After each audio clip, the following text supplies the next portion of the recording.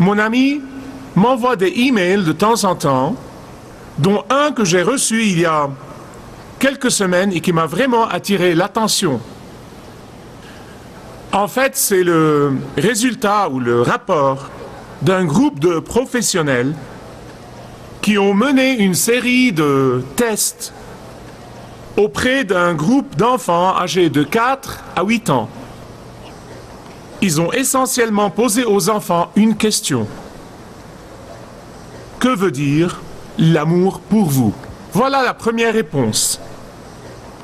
Rebecca, 8 ans, a dit « Quand Mémé a eu de l'arthrite, elle n'a plus pu se pencher et se vernir les orteils. Maintenant, Pépé le fait pour elle tout le temps, même quand ses mains ont de l'arthrite aussi. C'est ça l'amour. » Carrie, 5 ans, a dit « L'amour, c'est quand vous allez au restaurant et que vous donnez à quelqu'un la plupart de vos frites sans vous attendre à ce qu'il vous donne des siennes. » Terry, 4 ans, a dit « L'amour est ce qui vous fait sourire quand vous êtes fatigué. » Nika, 6 ans, a dit «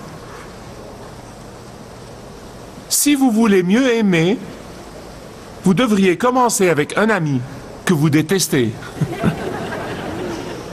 Comme je vous ai dit, il y avait plusieurs enfants, mais ce que je vais faire vraiment, c'est juste vous parler du gagnant. Le gagnant était un garçon de 4 ans.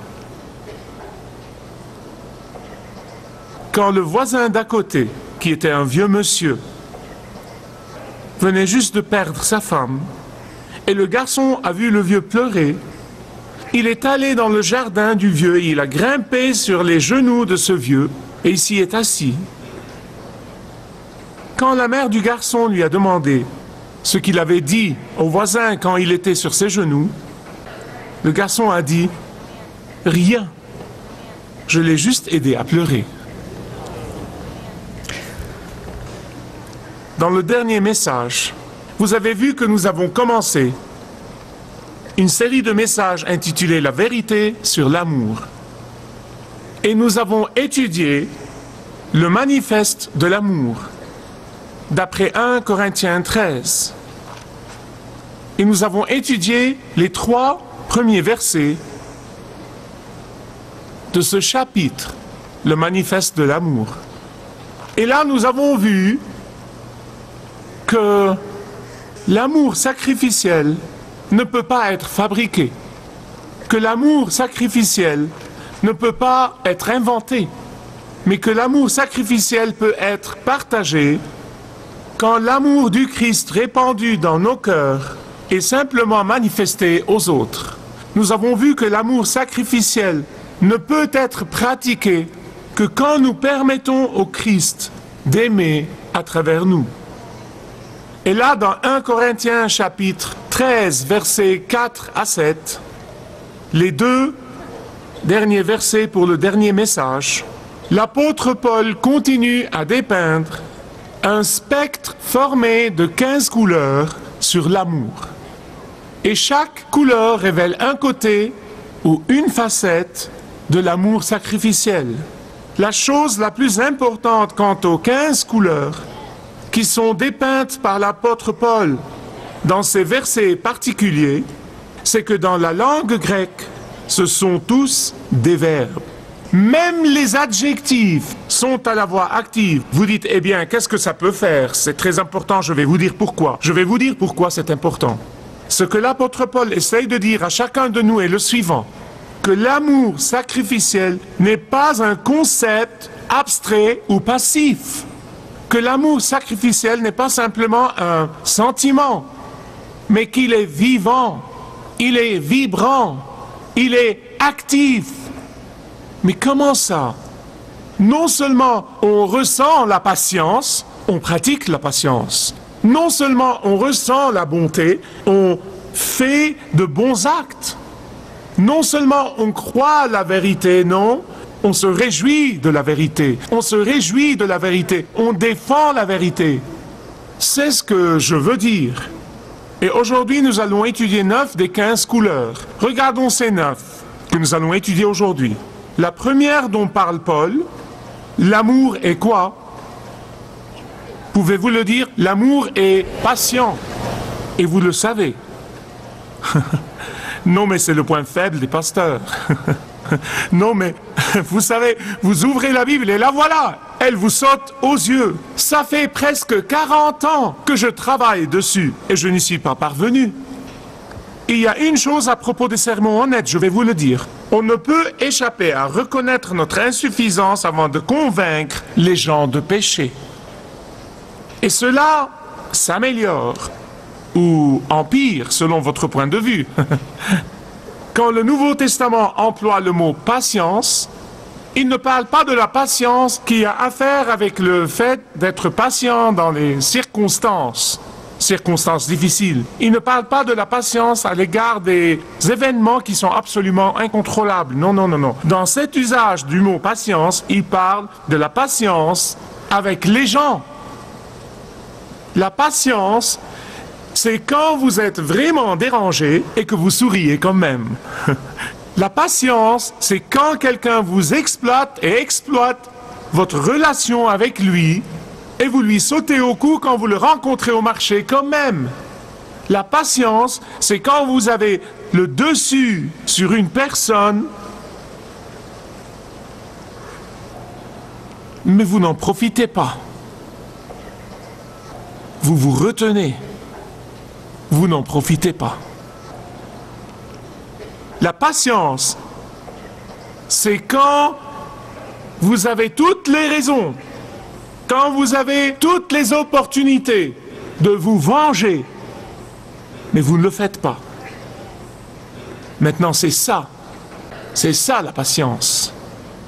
Dans la culture grecque à laquelle l'apôtre Paul écrivait au départ, prendre revanche était considéré comme une vertu, réellement. Et en fait, Aristote a enseigné que c'est une vertu de refuser l'insulte et le préjudice personnel. Que c'est une vertu de prendre revanche en représailles de la moindre offense qui vous est infligée. Vous voyez, la vengeance était une vertu. Mais ici, l'apôtre Paul vient et il leur dit, ce que je vous demande de faire, c'est aller à l'encontre des idées de votre culture. La culture grecque allait dans un sens et Paul leur dit, allez dans l'autre. Parce que l'amour sacrificiel ne considère pas la vengeance comme une vertu. L'amour sacrificiel dit, la patience est une vertu. Robert Ingersoll était un athée connu. Il allait partout dans le monde faire des discours pour promouvoir son athéisme. Et dans chaque discours, il s'interrompait pour dire « S'il y a un Dieu, qu'il me tue dans les prochaines 5 minutes !» Et il attendait 5 minutes. Et à la fin, si rien n'arrivait, il disait « Vous voyez, il n'y a pas de Dieu !» Et il continue à parler. Il allait d'une conférence à l'autre, d'un lieu à l'autre. « S'il y a un Dieu, qu'il me tue !» Et 5 minutes passent. Et finalement, un monsieur nommé Theodore Parker dit ce qui suit. Il dit, ce monsieur croit vraiment qu'il pourrait épuiser la patience du Dieu éternel en 5 minutes?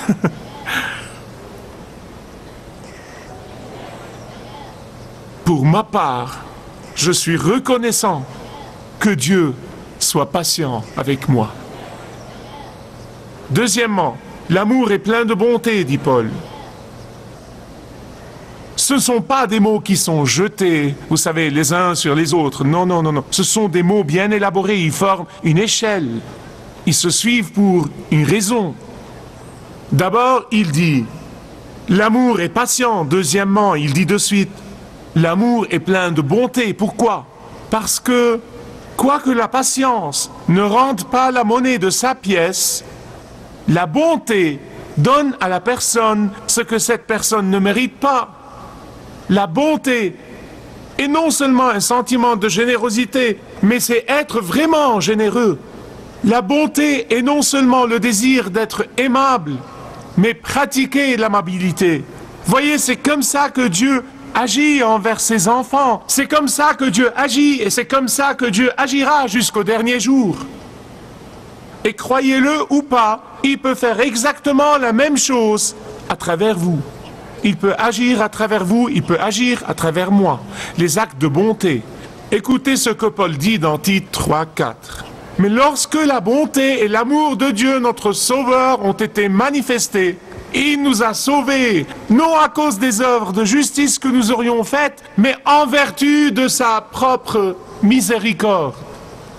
La bonté de Dieu veut dire que nous n'avons pas eu ce que nous méritons. Laissez-moi vous dire une chose. Chacun de nous mérite le jugement, mais nous n'avons pas eu ce que nous méritons. Le laboratoire de la bonté, l'éprouvette des actes de bonté commence à la maison. Quand la bonté règne en maître absolu à la maison, elle régnera en maître absolu en dehors de la maison. C'est un test. C'est un test. Troisièmement, l'amour n'est pas envieux. Maintenant, c'est la première de 8. Voyons si je les ai bien comptés. 8. Description négative de l'amour. D'abord, il nous a donné 2 positives. Il a dit l'amour est patient, l'amour est plein de bonté. Maintenant, il va nous dire ce que l'amour n'est pas. Et il commence par dire l'amour n'est pas jaloux. Vous savez, Shakespeare, je crois que c'est lui qui a dit la jalousie est la maladie verte. Parce que beaucoup de ces choses qui sont dans ce chapitre, ces couleurs de l'arc-en-ciel, en fait, c'est leur contraire qui est respectable dans notre culture, comme c'était le cas dans la culture grecque. Et comme l'apôtre Paul a prévu que les gens, par la puissance du Seigneur Jésus-Christ, seraient capables d'aller contre ces idées de la culture, vous et moi pouvons le faire aussi. Laissez-moi vous parler du fond du problème de la jalousie. La jalousie commence quand une personne dit « Je veux ce qu'il a. Je veux ce qu'elle a. » C'est la première étape. Mais la jalousie n'en reste jamais vraiment là. Elle ne peut pas en rester là. Dès qu'on lui permet de s'enraciner dans nos vies, elle passe à l'étape ultérieure. Et l'étape ultérieure est si seulement il ne possédait pas ce qu'il possède.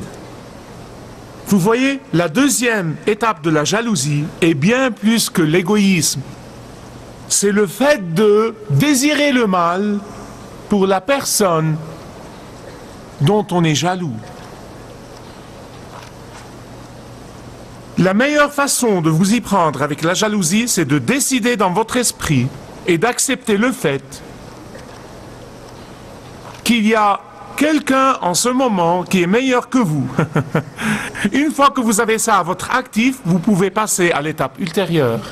Mettez-vous ça dans la tête et mettez-vous ça dans l'esprit et dans l'âme qu'il y a quelqu'un en ce moment de plus beau, quelqu'un de plus prospère, quelqu'un de plus doué, quelqu'un de plus populaire, juste quelqu'un qui va être meilleur que vous. C'est la première étape. Quand vous serez conscient de ça, vous aurez fait un grand pas dans votre confrontation avec la jalousie et vous saurez que vous allez vers l'excellence avec le Seigneur, que vous avez votre identité en Jésus. Et que le seul standard auquel vous devez vous mesurer est Jésus et personne d'autre. C'est la première étape. La deuxième étape est de prier pour la personne qui fait l'objet de votre jalousie. Priez pour cette personne. Dites, Seigneur Jésus, je te remercie pour cette personne. Je sais que vous serrez les dents, mais vous devez vous contrôler. Quand vous commencez, ça ne va pas être facile, mais vous pouvez essayer. Commencez à demander au Seigneur de bénir la personne qui fait l'objet de votre jalousie. Et laissez-moi vous dire, vous serez bénis tout en le faisant. Vous savez, quand l'apôtre Paul était en prison, les gens qui étaient jaloux de Paul, qui étaient jaloux de son succès, qui étaient jaloux de sa réussite et de son autorité, il y avait beaucoup de prédicateurs qui étaient jaloux de Paul. Quand il est allé en prison, ils ont dit « Ah, maintenant on est content qu'il soit en prison ». C'est ce que la jalousie fait. Tu parles des prédicateurs de l'Évangile? Oui. Mais vous savez quoi? Paul n'a jamais été jaloux de leur liberté. Il n'a jamais été jaloux du fait que ces prédicateurs étaient capables de prêcher l'Évangile. En fait, dans Philippiens 1, 15, 17, il a dit « Je me réjouis que quelqu'un prêche l'Évangile pendant que je suis captif. » Écoutez, bien-aimés, si vous avez une jalousie amère envers quelqu'un, vous pouvez la vaincre aujourd'hui par la puissance et l'autorité du Saint-Esprit de Dieu. Dieu peut vous habiliter à aimer cette personne au point de vraiment vous réjouir de son succès, même si son succès joue en votre défaveur. Numéro 4, Paul dit, l'amour ne se vante pas. Remarquez la progression, pas à pas, pas à pas, pas à pas. Elles dépendent l'une de l'autre. Quand l'amour du Christ vous remplit le cœur et me remplit le cœur, et que vous réussissez, la chose la plus facile au monde est de commencer à vous vanter de votre succès et de parler aux autres de votre succès et d'en reparler maintes et maintes fois. Pourquoi Paul dit « ne vous vantez pas », l'amour ne le fait pas? Parce que la vantardise est l'envers de la jalousie. Jalouser, c'est vouloir ce que quelqu'un d'autre a. Se vanter, c'est essayer de rendre les autres jaloux de ce qu'on a. La jalousie rabaisse les autres. La vantardise nous enfle. Écoutez-moi, personne n'aime les vantards, n'est-ce pas? Sauf que nous nous vantons parfois sans savoir que nous le faisons. Les croyants à Corinthe étaient des vantards spirituels.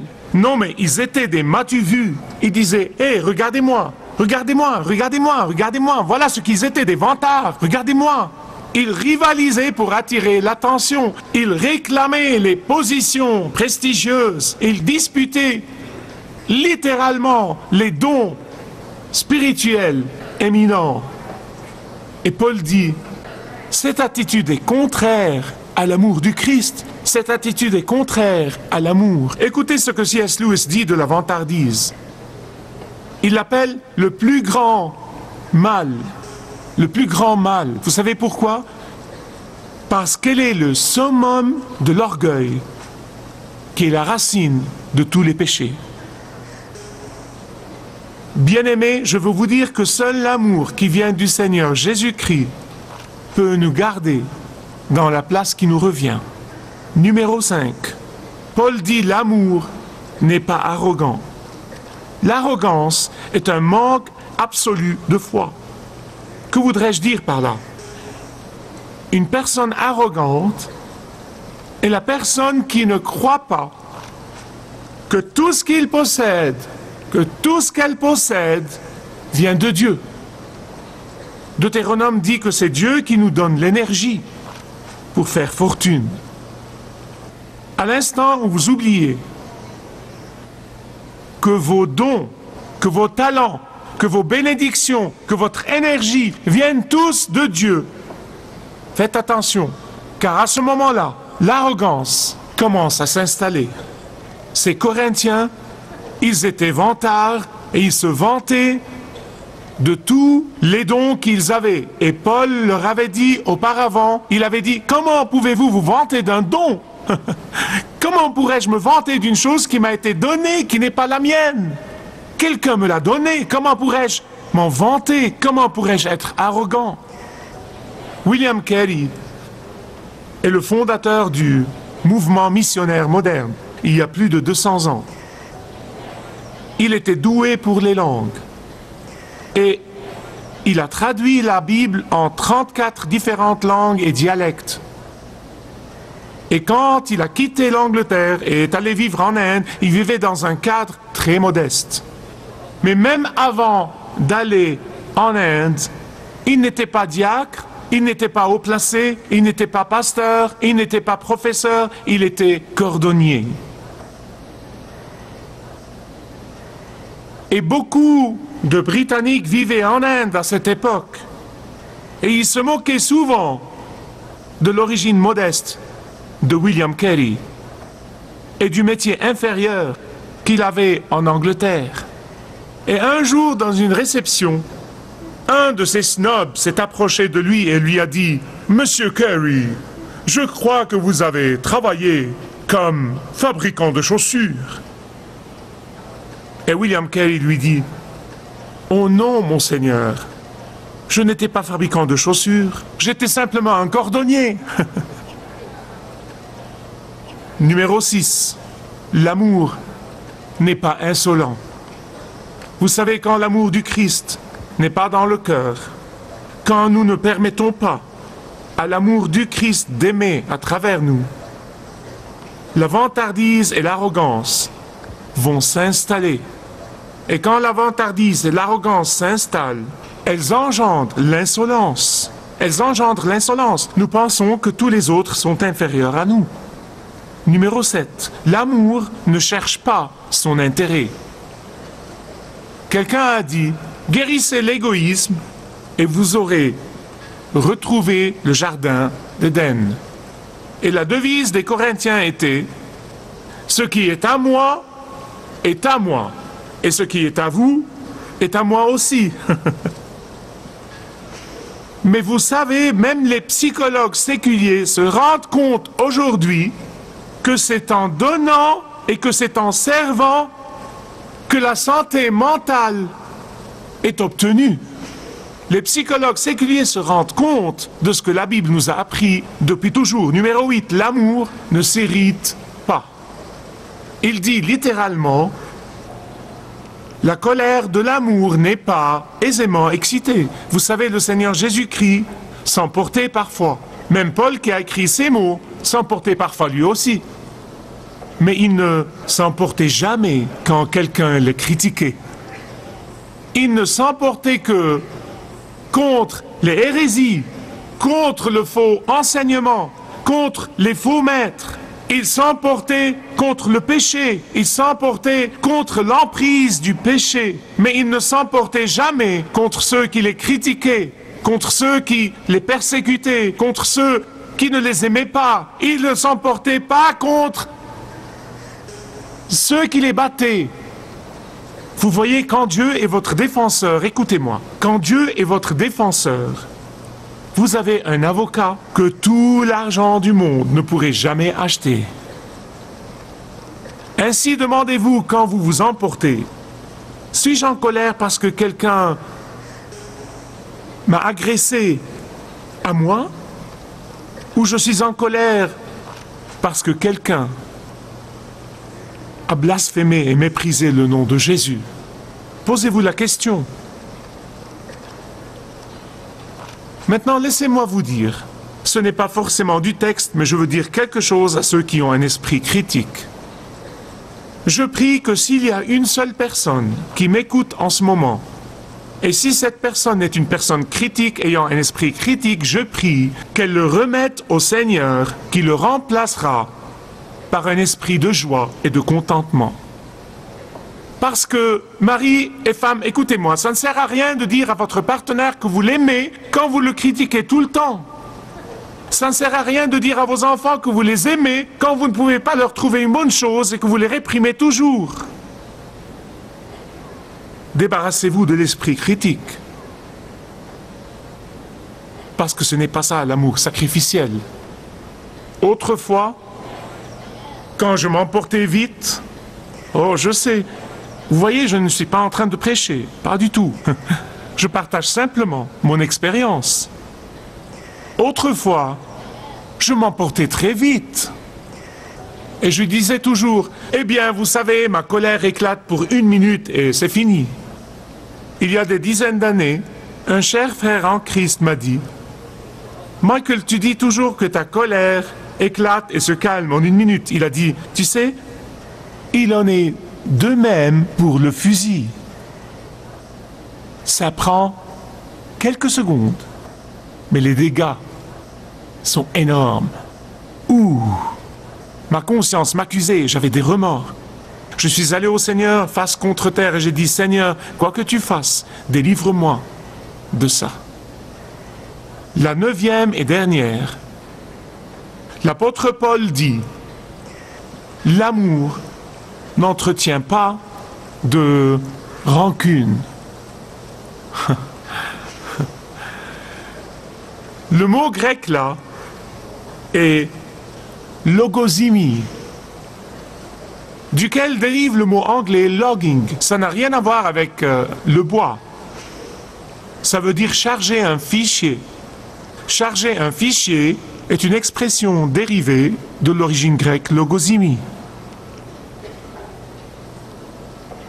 Quand vous chargez des fichiers, pourquoi le faites-vous?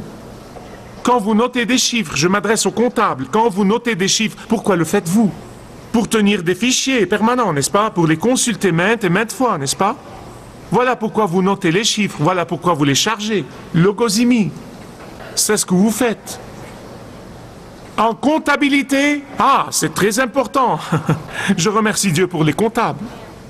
Dans la comptabilité, c'est indispensable.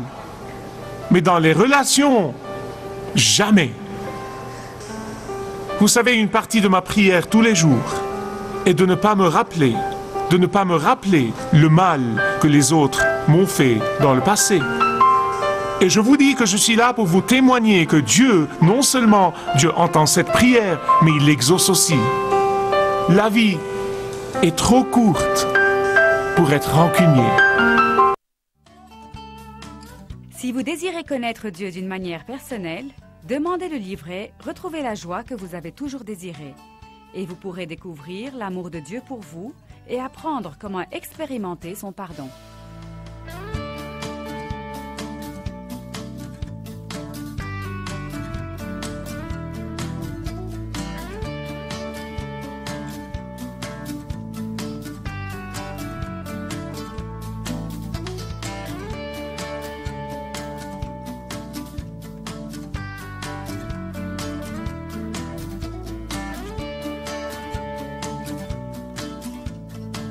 Si vous avez une relation personnelle avec Dieu et vous êtes intéressé à marcher plus intimement avec lui, demandez le livret « 7 pas sur le chemin de la foi » qui vous guidera dans une relation plus profonde avec votre Père Céleste. Demandez votre livret gratuit.